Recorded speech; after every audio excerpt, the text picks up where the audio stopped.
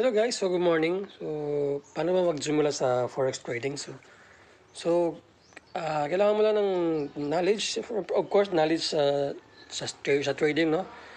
O pag newbie ka, talagang mahirapan ka sa forex. Pero pag may basic knowledge ka na sa forex, pwede ka nang magsimula.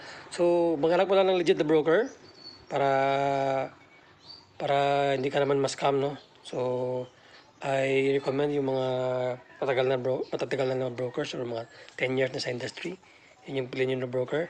Tapos, hanap ka na yun ng mga coach na pwedeng, or mga mentor na pwedeng mag-guide sa inyo sa pag-start sa forex trading. So, forex trading is a very challenging market kasi nga banks ang naglalaro dun.